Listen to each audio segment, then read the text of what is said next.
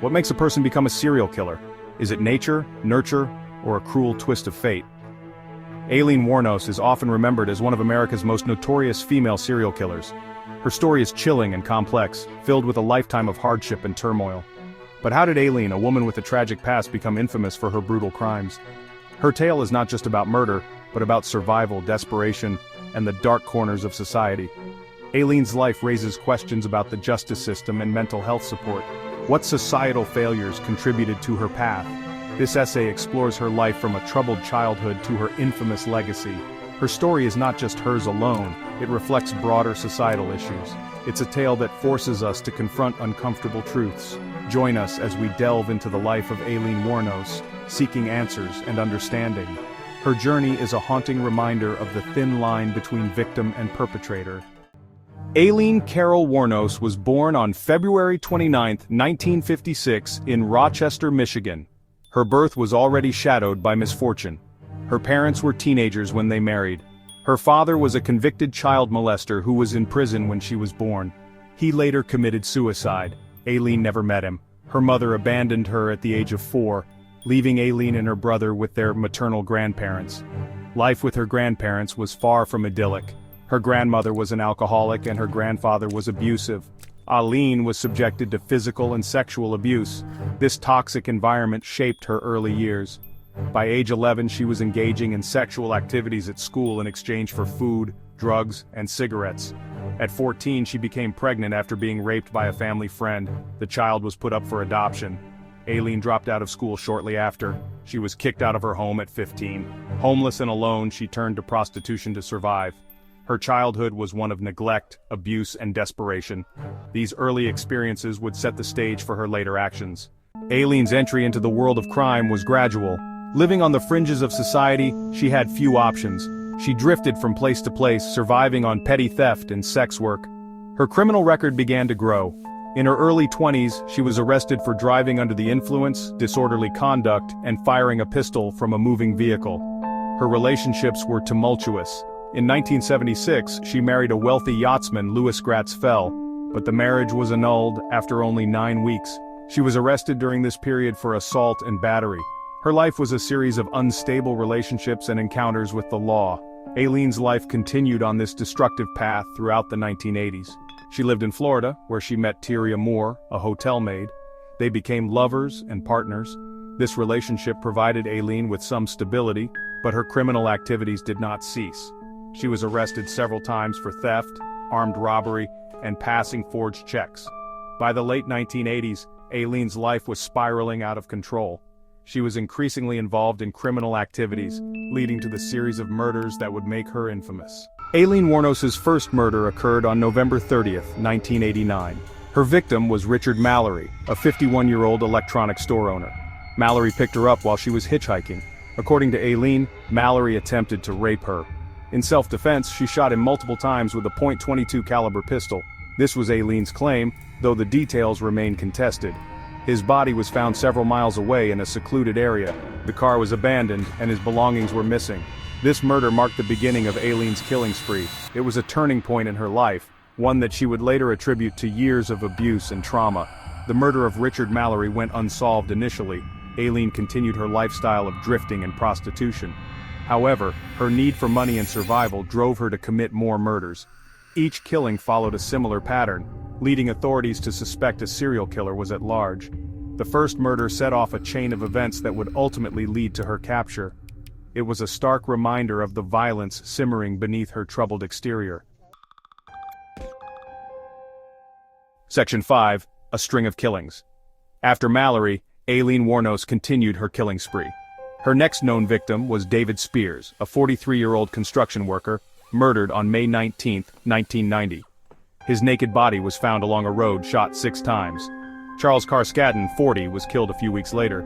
His body was discovered in Pasco County, Florida, with 9 gunshot wounds. On July 31, 1990, Peter Seams, a retired merchant seaman, was reported missing. His car was later found abandoned, with Aileen's palm print on the handle. However, his body was never recovered. Troy Burress, a 50-year-old sausage salesman, was found on August 4, 1990, shot twice. Charles Humphreys, a former police chief and security guard, was murdered on September 11, 1990. His body was discovered fully clothed and shot 6 times. Walter Antonio, her final victim, was a 62-year-old trucker and security guard.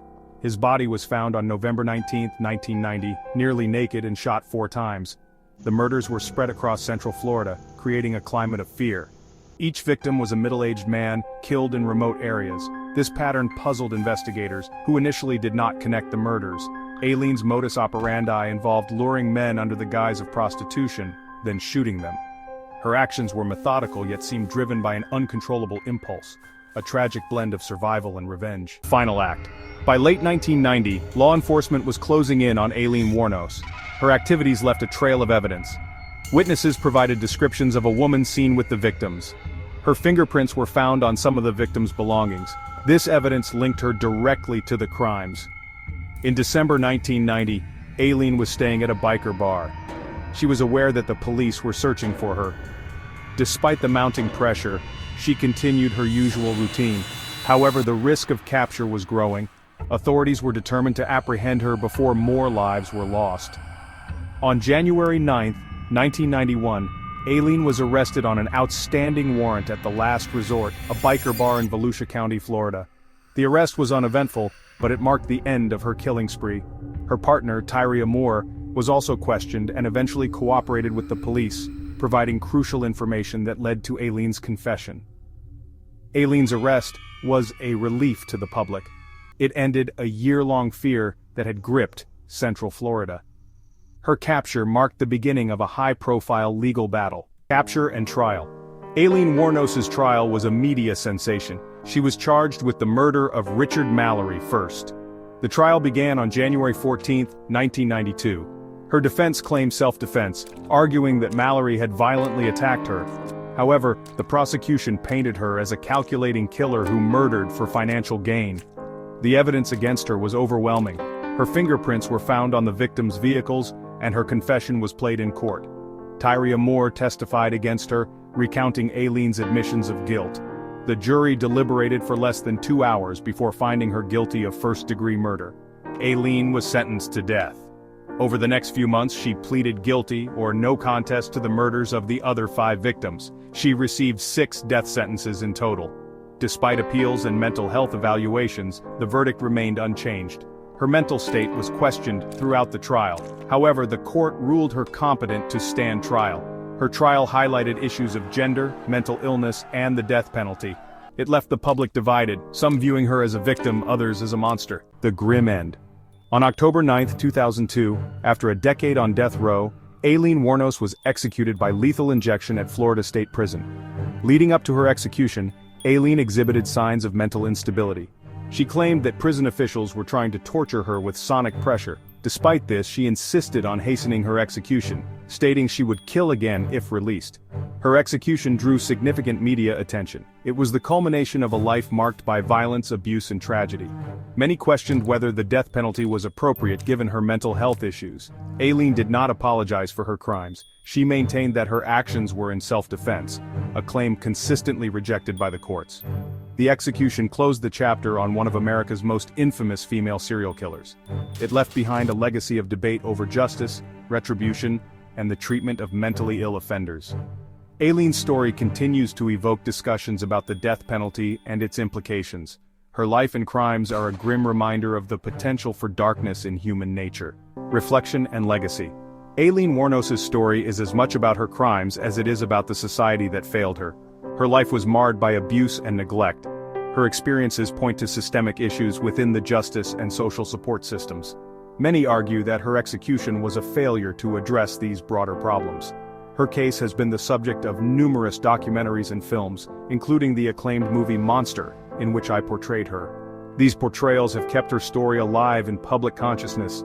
They highlight the complexities of her character and the tragic elements of her life. The legacy of Aileen Wuornos forces us to confront difficult questions about punishment and redemption.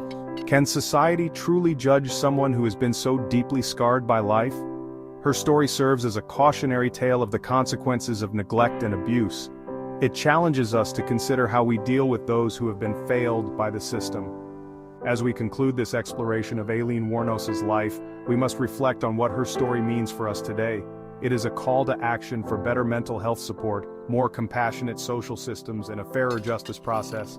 Remember to like and subscribe for more stories that delve into the human condition.